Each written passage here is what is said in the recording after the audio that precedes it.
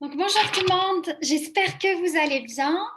On se retrouve aujourd'hui dans un nouveau live. Cette fois-ci, on va parler sur les insomnies. C'est un thème qui a été proposé par plusieurs personnes. Donc n'hésitez pas à nous poser toutes vos questions. On a des experts qui peuvent vous répondre en direct. Aussi, n'hésitez pas à partager ce live au maximum de personnes pour qu'un maximum de personnes peuvent bénéficier de nos conseils. Voilà, donc je vous laisse la parole, professeur Avignon et docteur Attalin, pour nous parler sur c'est quoi d'abord le sommeil, qu'est-ce qu'on peut faire pour l'éviter et comment on peut faire si on a une insomnie. Voilà. Très bien, mais bonsoir tout le monde. Donc effectivement, un nouveau Facebook Live d'Avitam où on va parler, enfin c'est surtout Vincent qui est notre spécialiste sommeil qui va vous parler du sommeil. Je vais juste vous donner quelques petits mots d'introduction sur un petit peu les conséquences, puisqu'Avitam est quand même beaucoup centré autour des quatre piliers du mode de vie, hein. Donc quatre piliers du mode de vie, ça veut dire l'activité physique, l'alimentation, le sommeil et la gestion du stress et des émotions. Mais on est quand même très orienté sur la gestion du poids, sur l'alimentation. Et donc, je vais commencer par vous présenter un petit peu quelques éléments sur les liens entre le sommeil. Vincent, si tu veux bien mettre mes diapos sur le sommeil et sur son intérêt globalement pour la santé, et puis avec le métabolisme et l'alimentation. Alors, le sommeil, ça fait partie des choses qui sont indispensables pour la vie. On est obligé de régénérer notre corps et si finalement on passe à la station-service, je dirais, en s'alimentant, on apporte l'énergie, on est obligé de laisser, je dirais, la machine humaine, notre corps, se reposer et se régénérer, notre corps et notre cerveau. Le sommeil est bénéfique pour le corps et pour l'esprit. Donc, ça va permettre de renouveler les cellules, de réparer un petit peu tout ce qui aura été utilisé au cours de la journée, d'éliminer les déchets à l'ensemble du corps, de recharger un peu nos batteries et nos batteries neurologiques, de développer notre cerveau et les circuits, encore avec quelque chose de réparation, de réguler notre appétit, c'est quelque chose d'important, et dans cette période où on parle beaucoup de virus, le sommeil est extrêmement important pour renforcer le système immunitaire. Et puis sur la sécrétion de nos hormones, notre hormone de croissance, notre hormone de la prolactine qui est sécrétée par le cerveau et qui agit sur le système immunitaire, la leptine qui est impliquée dans la régulation de la faim, et puis la mélatonine, qui est importante aussi pour le système immunitaire et pour protéger le corps, sont influencés, fortement influencés par le sommeil et la qualité de notre sommeil. Diapositive suivante. Alors, quand on manque de sommeil, ça met notre corps, ça challenge notre corps, ça le met un petit peu en danger, ça va perturber plusieurs choses. Alors, sur le court terme, on va le revoir tout à l'heure, mais dès que j'ai moins dormi, je mange plus le lendemain, hein. Ça, en moyenne, c'est parfaitement démontré. On va avoir moins de mémoire, on va avoir plus d'accidents, on va être somnolent la journée. Et puis, on a un système immunitaire qui est moins performant et on va être plus susceptible, c'est écrit aussi, au rhume, mais c'est valable pour le Covid ou la Covid, hein, comme on veut dire. Donc, c'est extrêmement important. Alors, ça peut être un peu perturbant, mais Vincent va certainement nous en parler sur comment régler son sommeil, parce que à la fois, c'est important pour avoir moins d'infections, et puis ces infections et ce virus nous stressent, nous oblige à avoir des confinements, à avoir des émotions négatives qui vont perturber notre sommeil. Donc, c'est particulièrement important de parler du sommeil en ce moment, je crois. Et puis, à long terme, plus de poids, plus d'apnée du sommeil, plus de diabète, plus de problèmes de cœur et aussi des problèmes de reproduction. Diapositive suivante. Alors, si vous regardez un petit peu ce que fait la déprivation de sommeil, donc sur une seule nuit, hein, Vous avez sur l'écran de gauche la fin qui est montrée avec des gens qui ont passé 7 heures de sommeil, les mêmes à qui on a fait faire 4h30 de sommeil et les mêmes après une nuit complète sans dormir. Et vous cotez la fin à 7 heures du matin et à 7h30 du matin et vous faites la moyenne. Et vous voyez que moins il y a eu de sommeil et plus la faim est importante.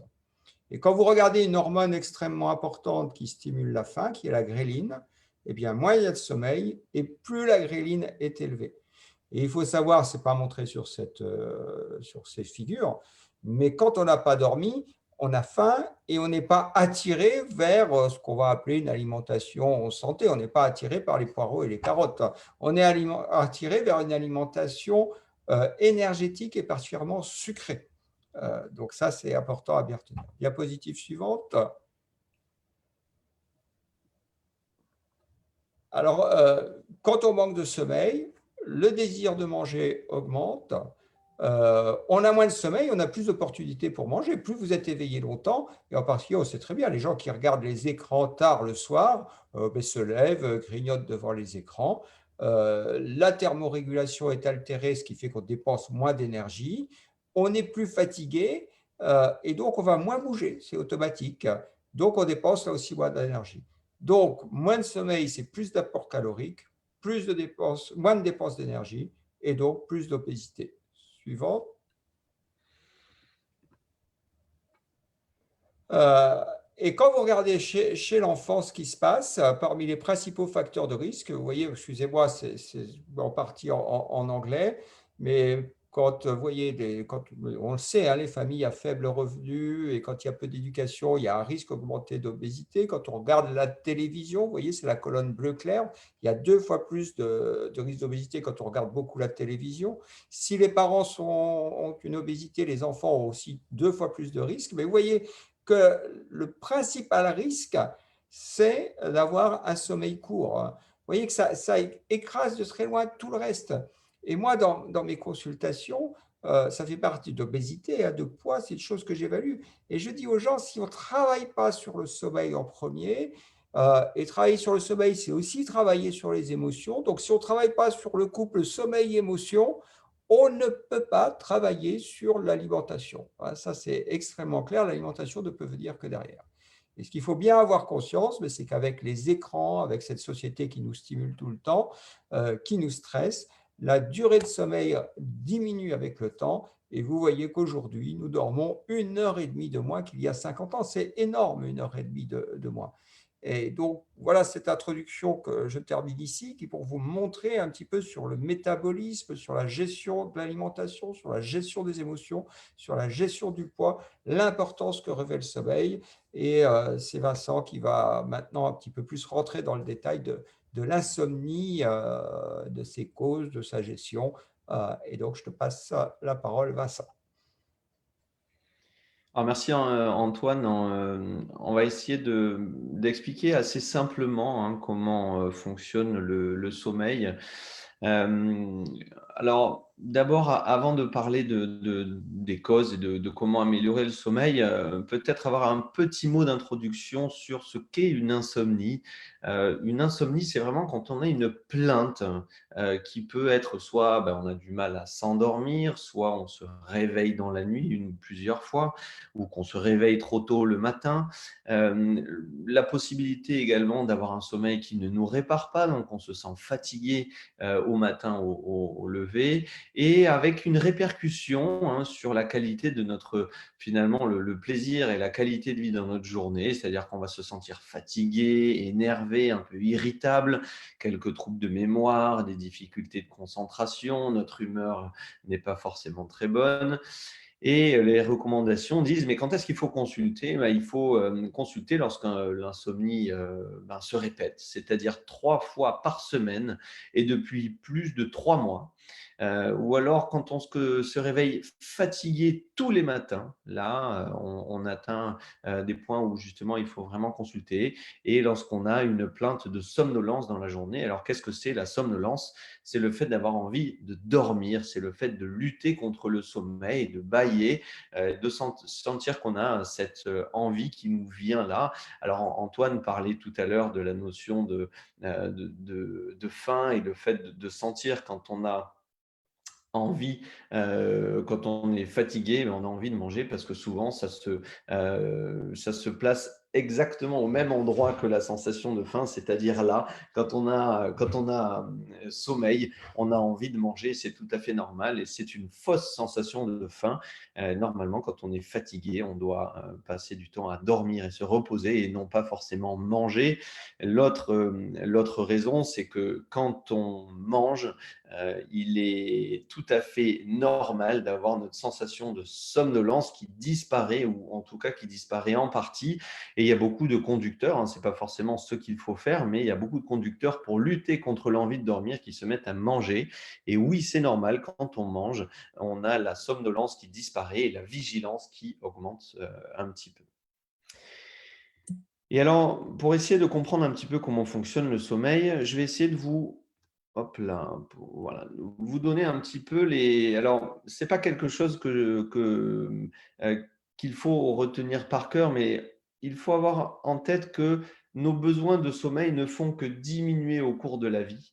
Et les gens dorment aux alentours de 8 heures en moyenne. Mais le message que j'aimerais vous passer aujourd'hui, c'est que tout le monde est différent. Et c'est ce qu'on dit aussi dans l'alimentation, en nutrition, on dit que tout le monde a des besoins différents.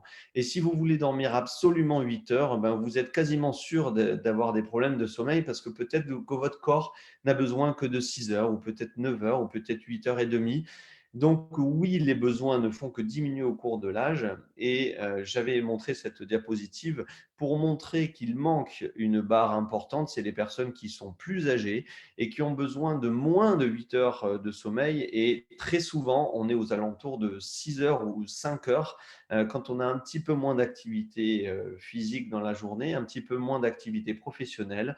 Il est tout à fait normal d'avoir moins besoin de dormir. C'est tout à fait normal. Mais lorsqu'on a passé 20 ans ou 30 ans de sa vie à avoir l'habitude de dormir 8 heures, il est très compliqué d'arriver à écouter son corps et à se dire finalement, il faut que j'aille au lit 1 heure ou 2 heures plus tard, ou me lever 1 heure ou 2 heures plus tôt, et ce n'est pas évident. Et donc, j'aimerais vous parler de 3 concepts qui sont souvent, que j'aime bien utiliser en consultation. Alors, ce sont des concepts qui sont de l'ordre de l'image.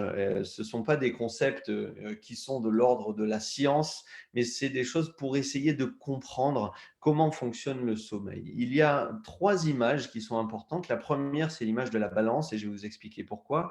La deuxième, c'est l'image des toilettes, et la troisième, c'est l'image du petit train. Et je vais essayer d'expliquer assez simplement pourquoi ces 3 images sont assez importantes pour pouvoir trouver un sommeil de façon naturelle. Alors, la première image, c'est la notion d'équilibre. On ne peut trouver le sommeil que si notre sommeil est finalement plus important que nos pensées et que notre stress à l'intérieur. C'est-à-dire que si on est très stressé, et même si on a énormément sommeil, on va avoir du mal à trouver le sommeil. Alors, comment savoir ce qu'est la sensation de sommeil? C'est la même chose, on dit en nutrition qu'il faut savoir écouter sa faim. Le sommeil, c'est quoi? C'est le fait d'avoir les yeux qui piquent, les yeux qui sont lourds, le fait d'avoir envie de bâiller, et le fait de sentir une espèce de pesanteur au niveau des poumons et de sentir qu'on a besoin de se reposer. Ça, c'est la sensation de sommeil. Et cette sensation ne peut dépasser et on ne peut s'endormir que si on a quand même un cerveau qui est plutôt au repos.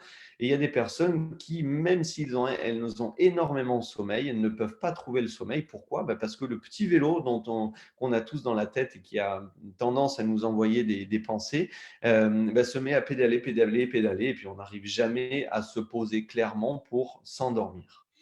Alors, d'un côté, on a nos pensées, mais d'un autre côté, on a cette ce qu'on appelle la pression de sommeil. C'est finalement la force avec laquelle notre corps a envie de manger. C'est comme finalement on avait très faim ou on avait très envie de faire pipi. Ben là, c'est la même chose. Quand on a très sommeil, on va dormir rapidement. Et qu'est-ce qui fait qu'on a une pression de sommeil importante? Ben, il y a deux éléments qui rentrent en compte, d'autres, mais les éléments les plus souvent retrouvés sont la notion d'activité physique. Quand on fait beaucoup d'activité physique dans la journée, on a tendance à vouloir beaucoup dormir, donc on a une pression de sommeil importante. C'est comme si on avait un sac à dos qui pesait de plus en plus lourd au fur et à mesure de la journée. Quand on a une activité, et quand je rentre du travail avec énormément d'activités professionnelles ou d'activités intellectuelles, c'est la même chose, on a tendance à avoir sommeil. Et si on a peu dormi les nuits d'avant, ben, on a aussi un sac à dos qui est plus lourd en termes de sommeil. Et donc, cette notion d'équilibre entre nos pensées d'un côté et le sommeil doit forcément, pour trouver le sommeil, être en faveur de la force de sommeil. Alors, je donne souvent l'exemple aux personnes qui viennent me voir en consultation de la notion, imaginez que vous avez passé une semaine de randonnée en montagne ou n'importe où dans le monde, où vous avez passé des heures et des heures à marcher, vous avez très, très mal dormi parce que vous étiez dans des conditions difficiles.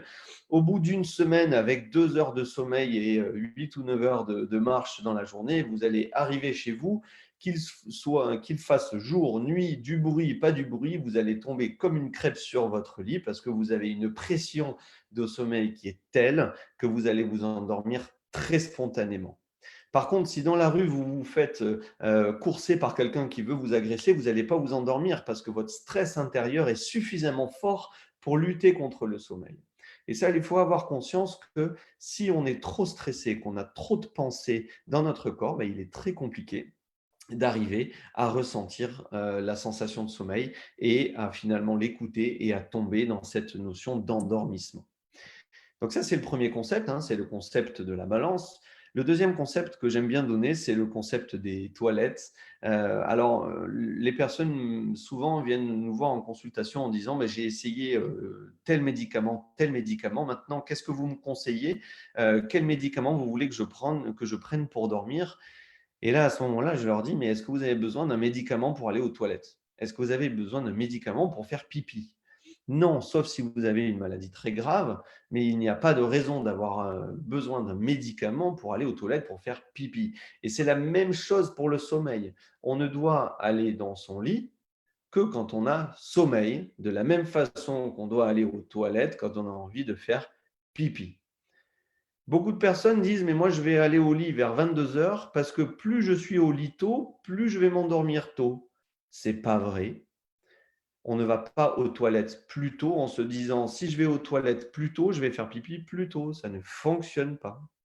De la même façon, si il y a des personnes qui disent, je vais rester dans mon lit longtemps parce que je vais me rendormir.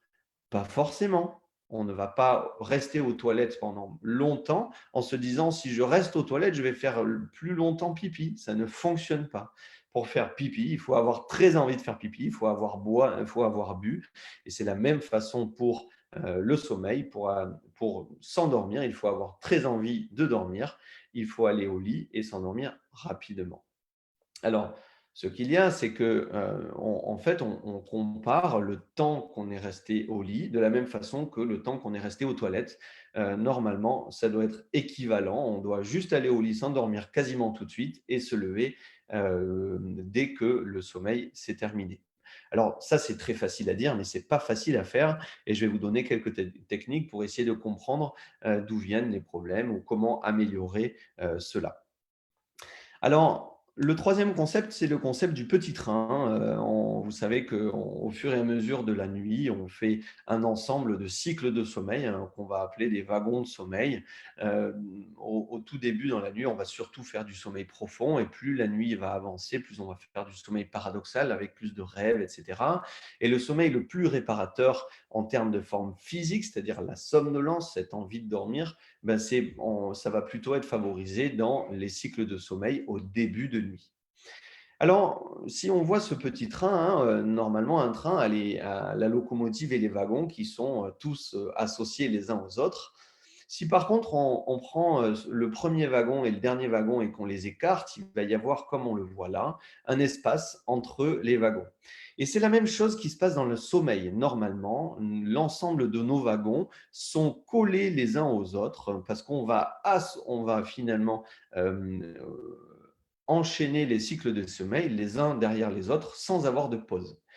Et il y a des personnes qui vont se coucher plus tôt, se lever plus tard, et ils vont écarter ce train. Mais le problème, c'est que quand on a besoin de faire 5 cycles de sommeil ou 6 cycles de sommeil et qu'on écarte notre temps passé au lit, ben on va avoir un peu de sommeil au début de nuit, un peu de sommeil au milieu de nuit, un peu de sommeil en fin de nuit, et on va se retrouver avec des pauses dans la nuit. Et dans ces cas-là, le plus important va être de raccourcir, c'est-à-dire soit de se coucher un petit peu plus tard, soit de se lever un petit peu plus tôt pour que notre nuit soit en un seul tenant. Et ça, c'est un concept intéressant qu'on va essayer de comprendre par la suite.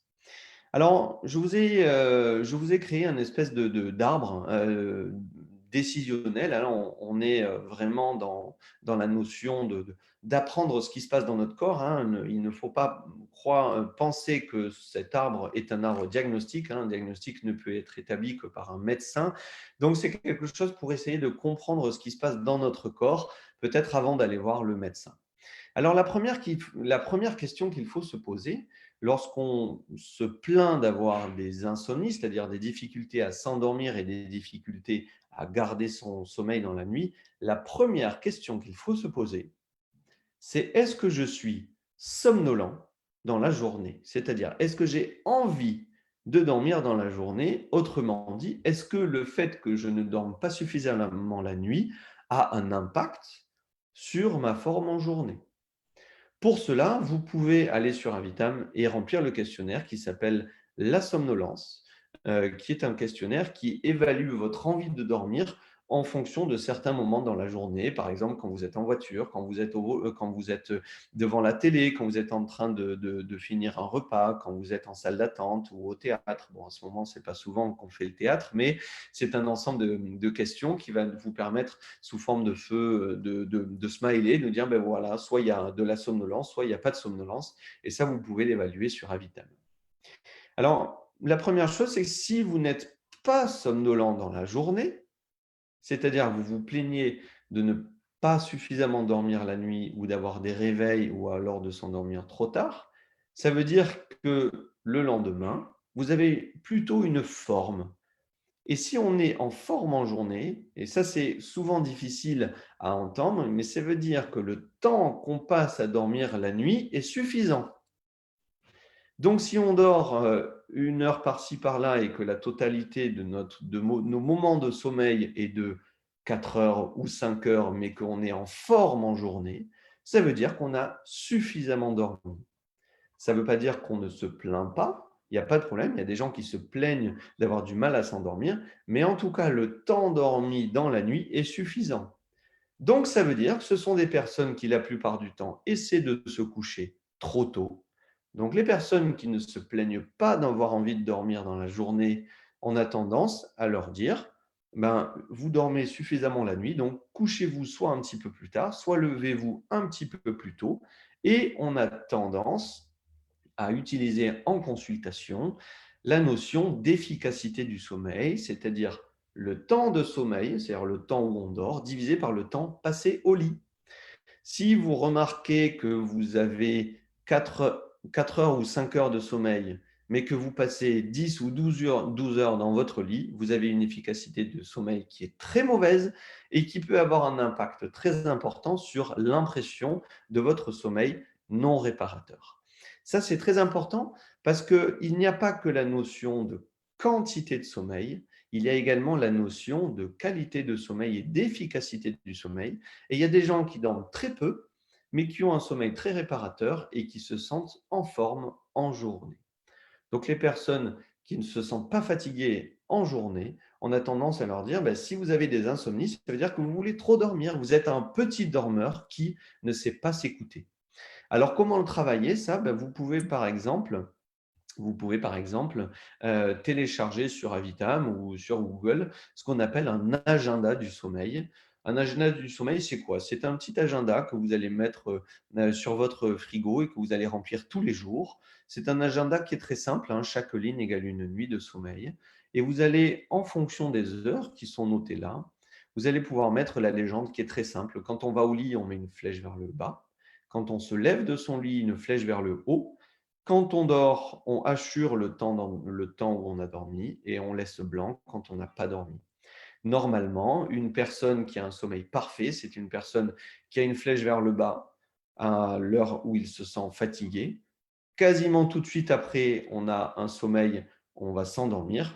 On se lève quelques heures après, 5, 6, 7, 8, 9 heures de sommeil après, et on a un réveil juste après, c'est-à-dire qu'on ne va pas rester trop longtemps dans son lit et on n'a pas de somnolence en journée.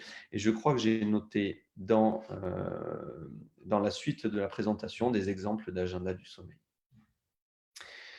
Et pour terminer, comment est-ce qu'on va pouvoir travailler dans le deuxième cas, c'est-à-dire que on se plaint d'avoir envie de dormir en journée et on se plaint d'avoir des réveils dans la nuit ou des réveils trop tôt le matin et qu'on a le lendemain une somnolence, c'est-à-dire qu'on a une envie de dormir en journée qui nous gâche la vie. On est irrité, on est fatigué, on a envie de dormir. Donc ça, il faut pouvoir consulter. Et à ce moment-là, on va travailler sur plusieurs choses. La première, c'est qu'on va essayer de séparer les gens qui ont du mal à s'endormir et les gens qui ont plutôt des réveils tôt le matin ou des réveils dans la nuit. Alors, la première chose, c'est qu'on va essayer de voir pour les personnes qui ont du mal à s'endormir, pourquoi elles ont du mal à s'endormir. Et souvent, on a affaire à des personnes qui sont en situation de stress, d'anxiété et qui ont du mal à gérer, comme on le disait tout à l'heure, hein, ce petit vélo qui est dans la tête qui a tendance à nous faire disparaître notre envie de dormir. Pour évaluer votre stress et votre anxiété, vous avez des questionnaires sur Avitam qui s'appellent le stress et l'anxiété. Vous pouvez les remplir et vous aurez des informations permettant de dire à votre médecin, si vous allez le voir, ben oui, j'ai rempli le questionnaire sur Avitam et je me suis rendu compte que j'étais anxieux ou que j'étais stressé. Donc ça, c'est très intéressant de pouvoir analyser sa façon d'être au moment de s'endormir.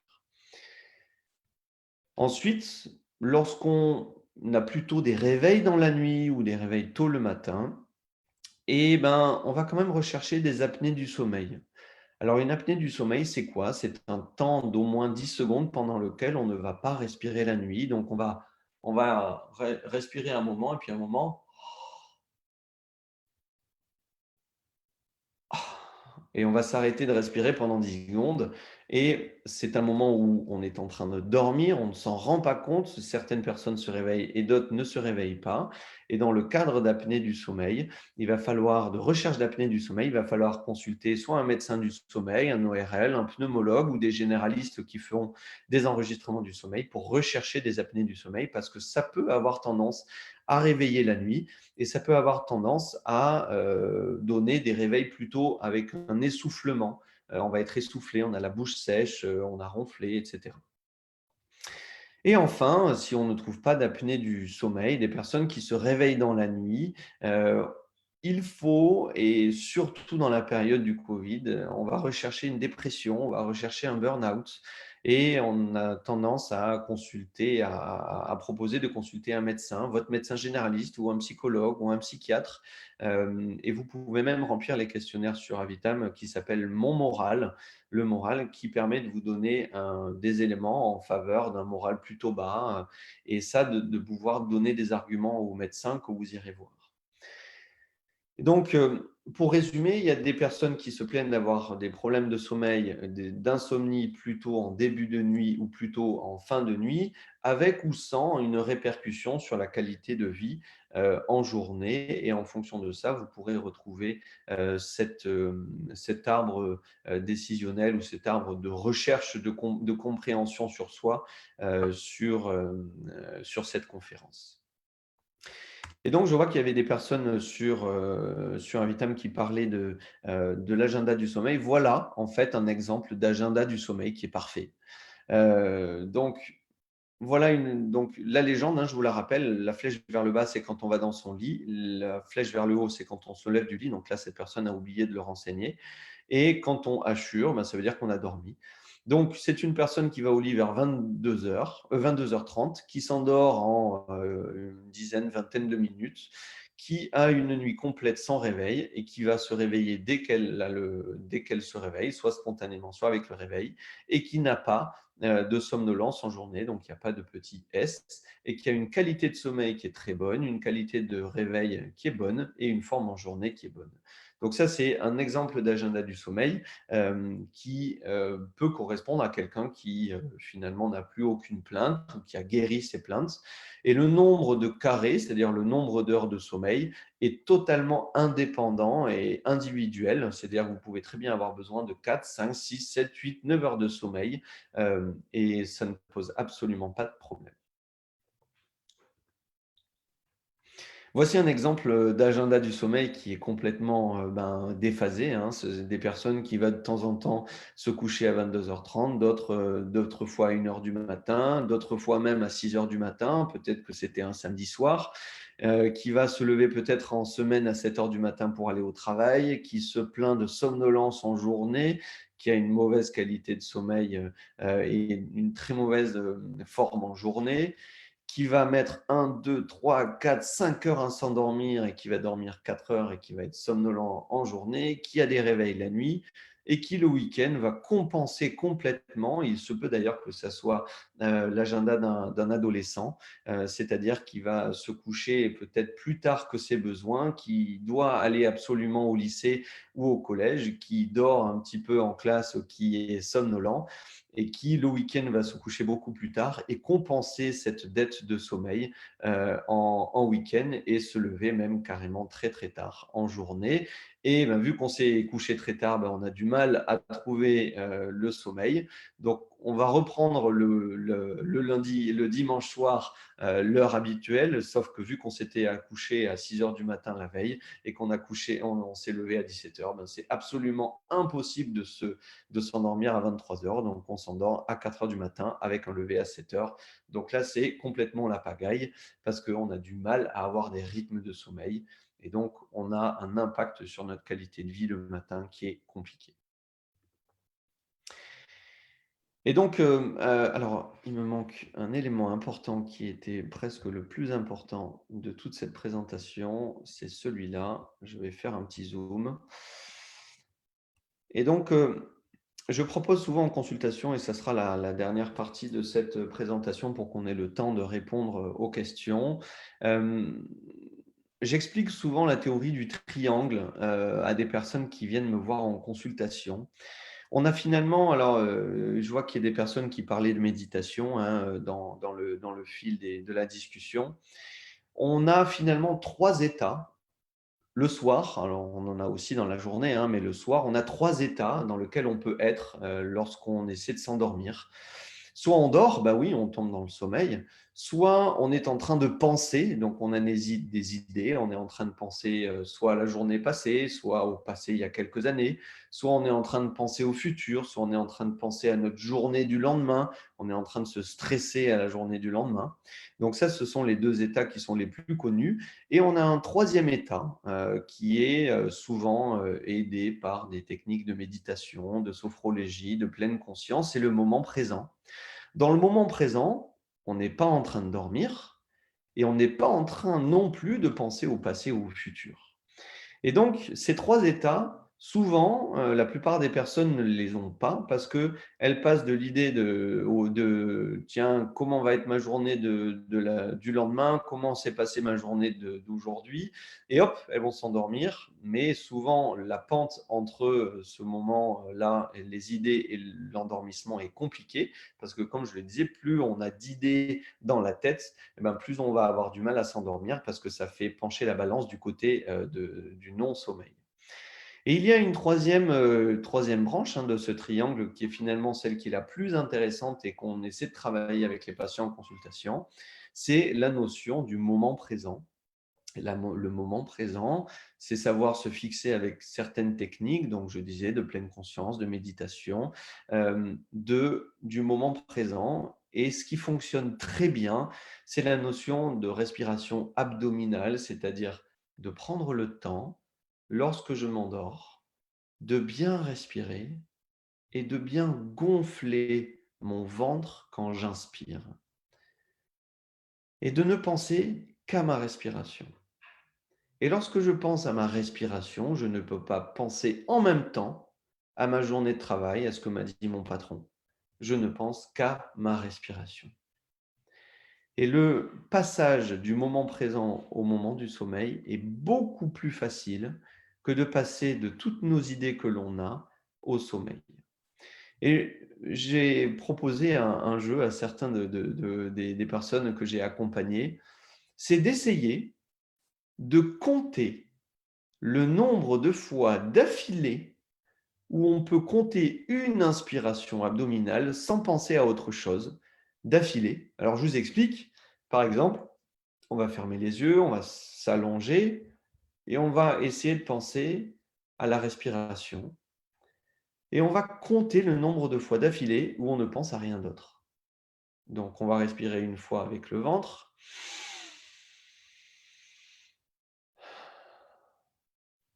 Hop, mon esprit est parti. Et la plupart du temps, notre esprit repart. Mais c'est normal. Et on va essayer de repartir à zéro. Mais ce n'est pas repartir à zéro, c'est de reprendre le temps, de revenir au moment présent. Et on va refermer les yeux et on va repenser à cette respiration abdominale. Et peut-être qu'à ce moment-là, on va penser à 2 respirations abdominales sans penser à notre journée, à ce qui va se passer le lendemain, et ainsi de suite. Et vous allez voir qu'en faisant cette technique, il est très compliqué d'arriver à dépasser un certain chiffre parce que soit on repense à nos idées, soit on s'endort. Les personnes qui arrivent à méditer longtemps, qui sont des grands méditants, arrivent à respirer et à prendre conscience d'un nombre de respirations importantes. Moi, je sais qu'à titre personnel, je ne sais pas dépasser les 8 ou 9 respirations parce que je sais soit que je m'endors, soit je pense à autre chose. Et donc, chacun a un nombre de respirations différents et peut-être qu'il y a des personnes qui sont très méditantes et qui arrivent à compter un nombre ou à prendre conscience du moment présent de façon beaucoup plus longue. Moi, je sais que je n'arrive pas, c'est pas forcément ni bien ni pas bien, c'est juste ma façon à moi de comprendre ce qui se passe dans mon corps. Et plus on arrive à passer de temps au moment présent, plus il est facile de tomber dans le sommeil. Et je terminerai par ça, il a été prouvé que les ondes du cerveau, lorsqu'on est au moment présent, sont très proches des ondes du cerveau quand on dort. Donc, même si on ne s'endort pas avec cette technique-là, c'est au moins un temps pendant lequel on va être dans une posture du cerveau qui est une posture qui nous repose. Et donc, qu'on soit au moment présent ou qu'on dorme, eh ben, finalement, ça va équivaloir à la même chose, c'est-à-dire qu'on repose son cerveau. Et il est bien connu, Antoine pourra le confirmer, que les personnes qui méditent énormément dans la journée ont moins besoin de sommeil parce que finalement, ils reposent leur cerveau avec des ondes qui sont très lentes. Et au contraire, les personnes qui sont très stressées et qui ont tendance à avoir beaucoup d'idées dans la tête au moment de s'endormir, ce sont des ondes qui sont très rapides et qui ont tendance à fatiguer plutôt le cerveau. Voilà. Donc, je dirais pour conclure, il y a plusieurs pistes de travail. Certaines pistes sont des pistes de connaissance de son état. D'autres pistes qui sont peut-être des pistes de connaître ses besoins de sommeil. Ensuite, il y a ce schéma qui permet aux personnes de comprendre un peu ce qui se passe dans leur corps. Et enfin, peut-être des techniques qui se rapprochent des techniques de méditation pour essayer de retrouver plus facilement le sommeil. Et on est à votre disposition pour répondre à toutes vos questions. Merci beaucoup. Merci beaucoup, docteur Attalin, pour cette magnifique présentation de l'insomnie. Alors, on a des questions. La première question, c'est: bonjour, j'ai des réveils nocturnes toutes les nuits, mais par période à cause d'impatience dans les jambes. Y a-t-il des moyens d'y remédier hors traitement neurologique? Alors, c'est une excellente question et je n'ai pas parlé du syndrome des jambes sans repos et des impatiences. C'est quelque chose qui est assez fréquent mais qui est quand même beaucoup moins fréquent. Donc, j'avais décidé de ne pas en parler. Et s'il y a une question, ça veut dire que ça touche des personnes qui sont présentes. Donc, je vais y répondre.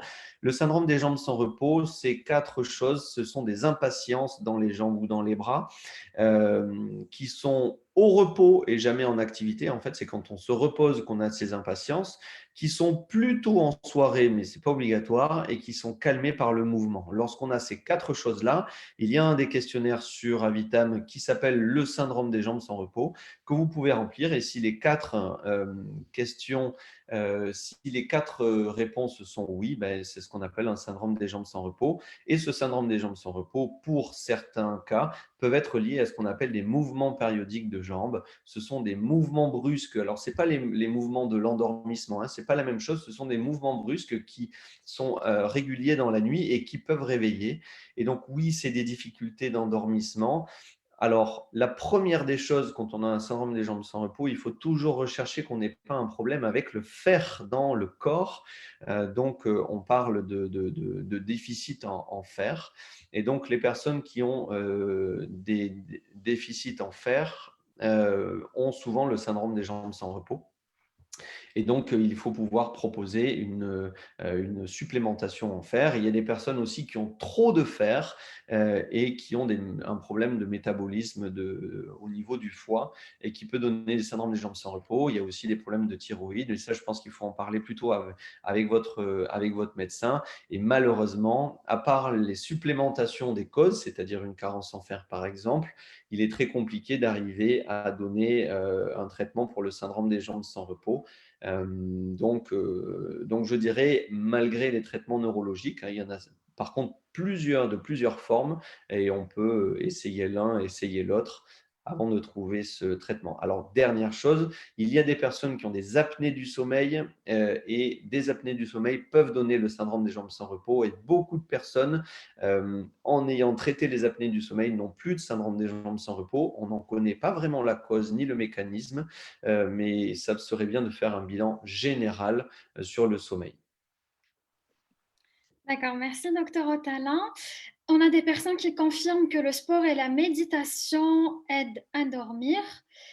Donc, il y a une autre question. Alors, je suis en surpoids, appareillée pour les apnées, suivie par une psychologue et, et pas dépressive. Je me couche vers 1h ou 2h du matin, levée vers 7h, stressée, mais pas de problème d'endormissement.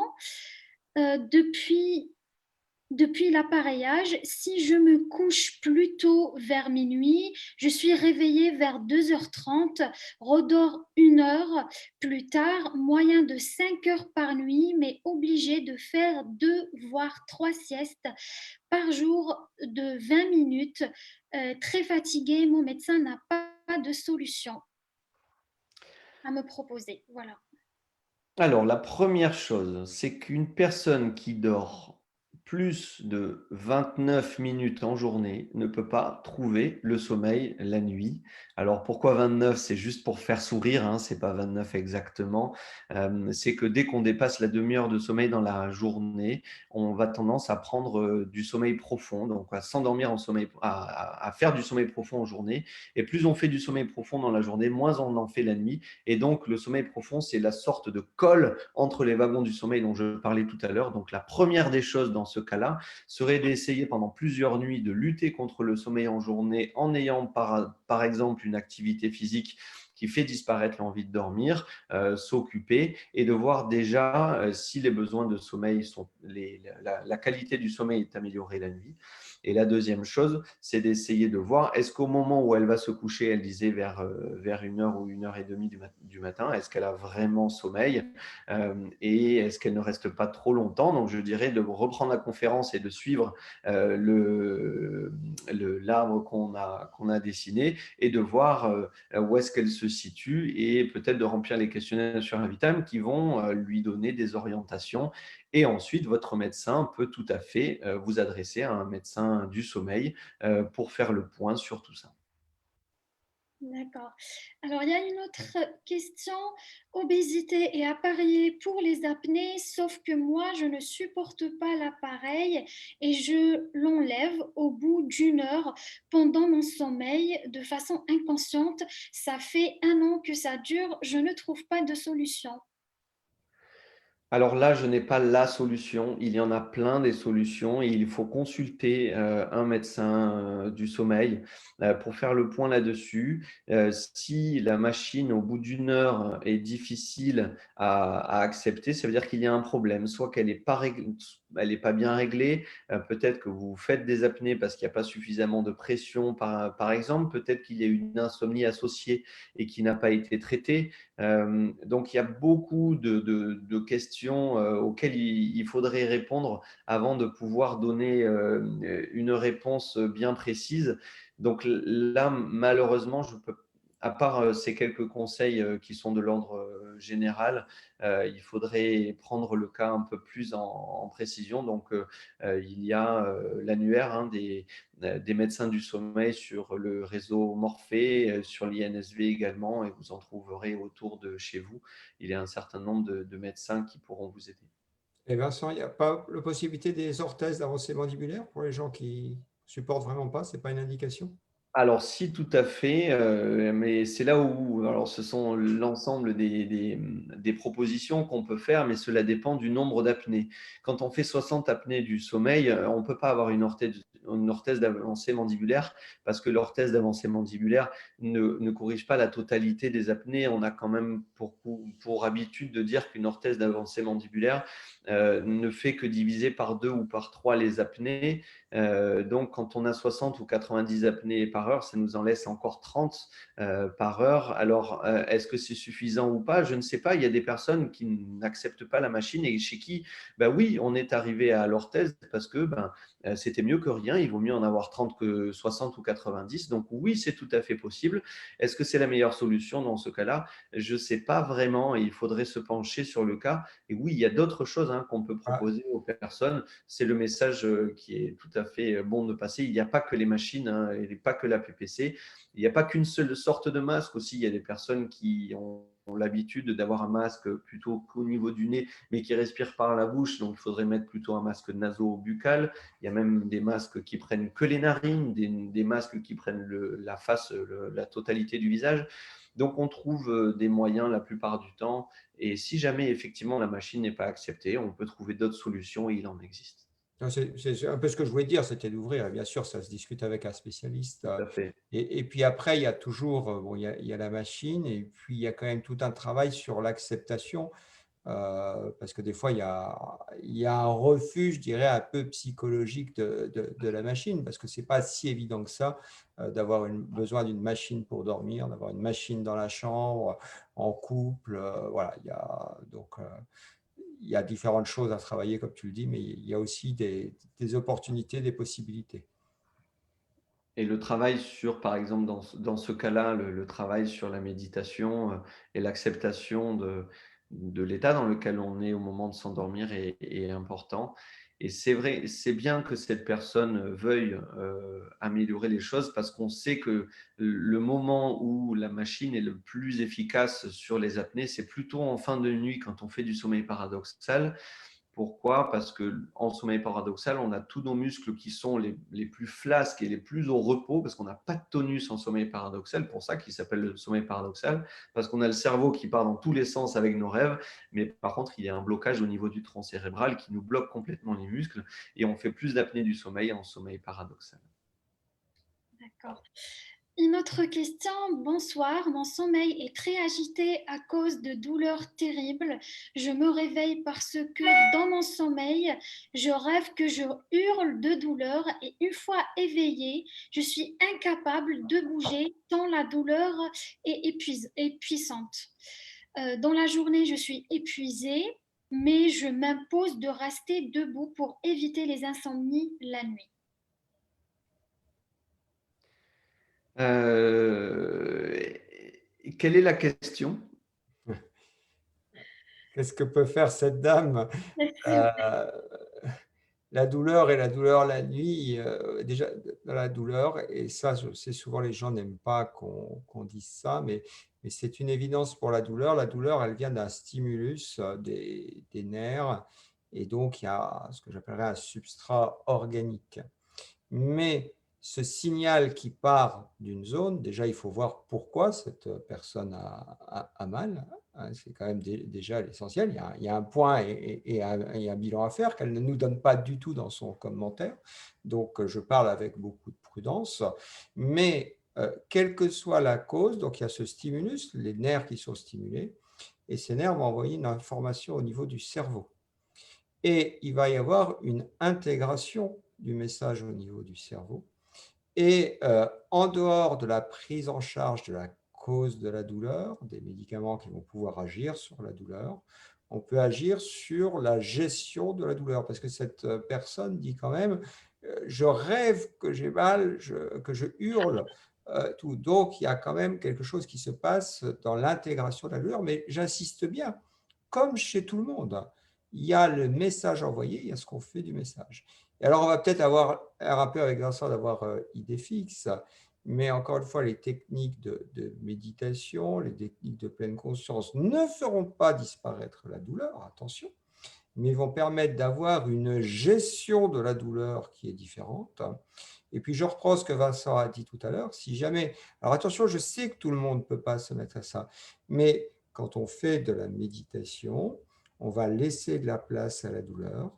On va avoir des ondes au niveau du cerveau qui vont être similaires à celles du sommeil, et on va apporter du repos en dehors du sommeil. Et ça, c'est extrêmement important.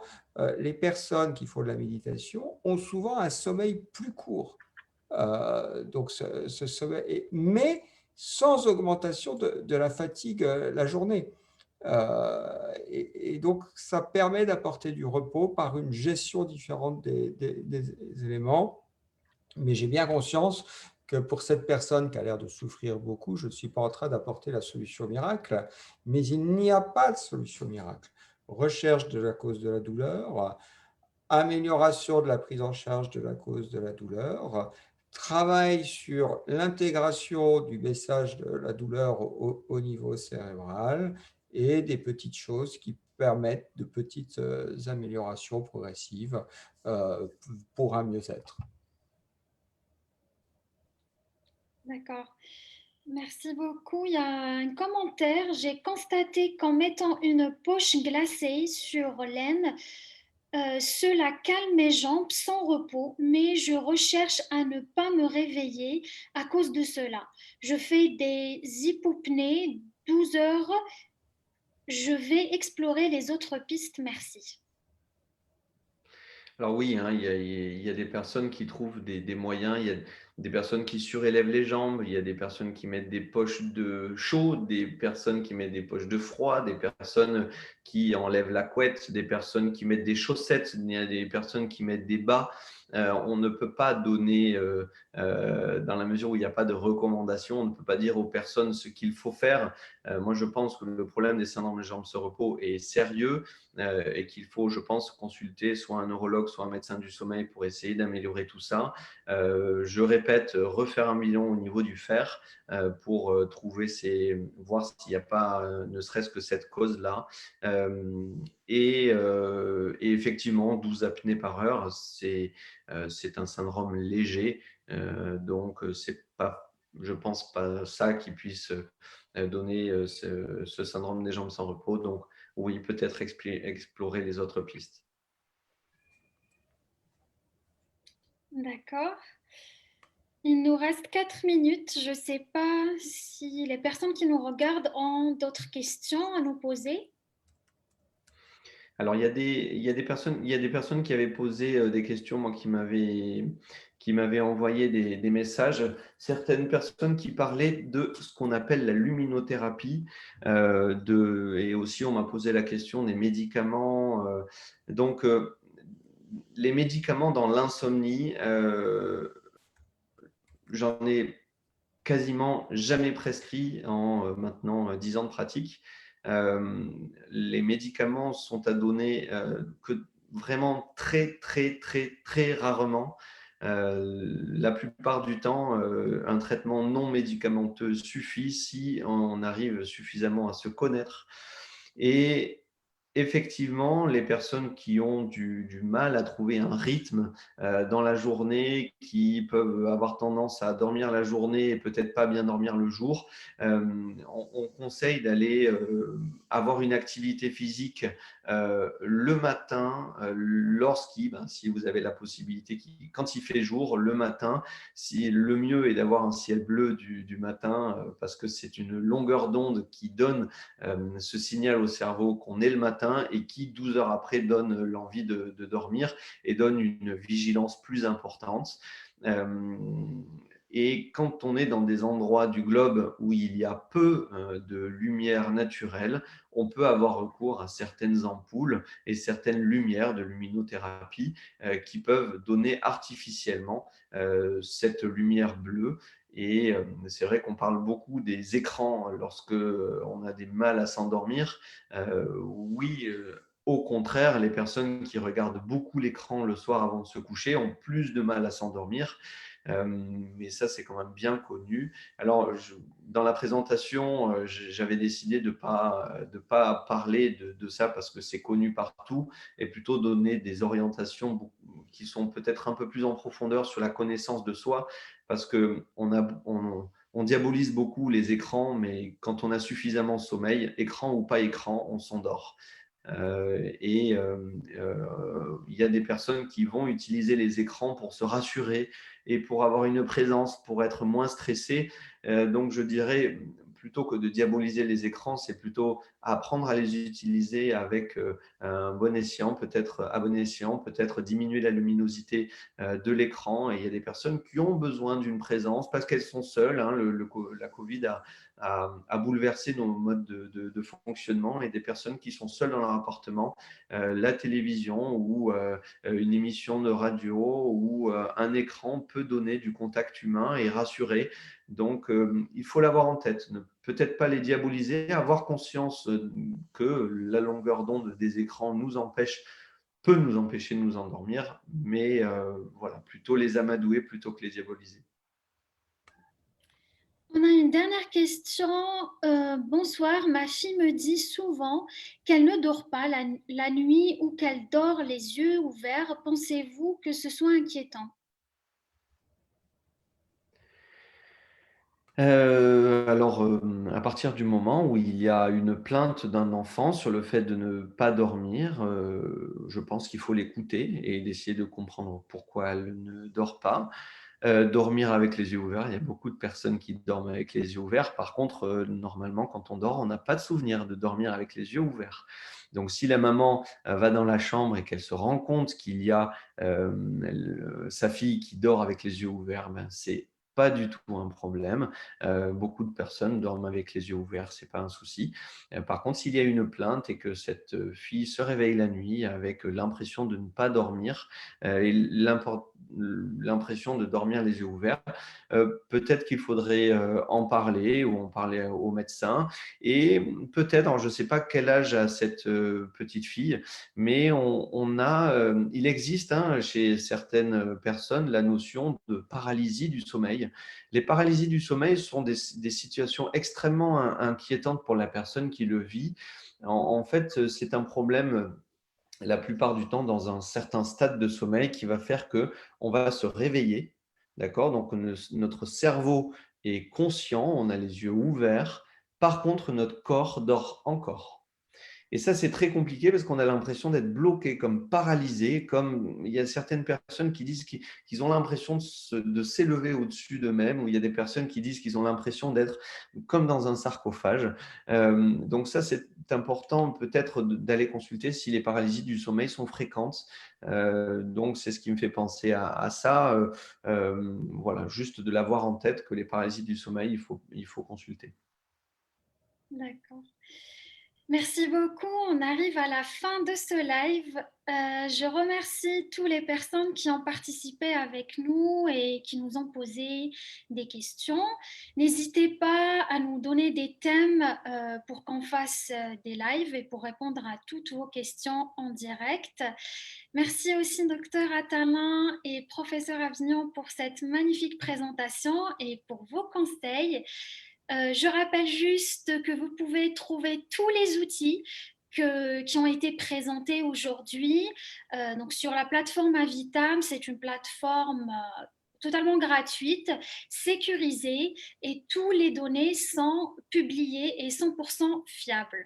Voilà, donc n'hésitez pas à jeter un coup d'œil pour pouvoir accompagner des personnes qui souffrent de l'insomnie ou même du poids, de l'alimentation et aussi des émotions, même de l'activité physique. On a des informations surtout sur ces 4 piliers.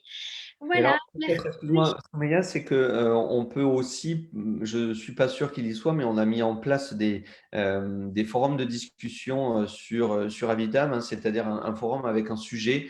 Peut-être vérifier s'il y a le sujet sur l'insomnie, mais si le sujet sur l'insomnie n'est pas présent, on va le rajouter et vous aurez la possibilité de nous poser des questions, et nous, on y répond au fur et à mesure sur des forums de discussion qui sont libres, mais qui sont sécurisés, c'est-à-dire que ce n'est pas des forums qui sont disponibles sur Internet, hein, ce n'est pas ouvert, c'est privé sur la plateforme, et donc il y a une confidentialité qui est plus importante. Donc n'hésitez pas à nous poser des questions, et si jamais il y a trop de questions, on pourra peut-être en reparler lors d'un live.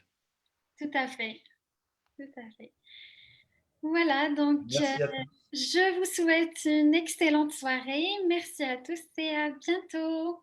À bientôt. Bonsoir. Allez, au revoir. Au revoir.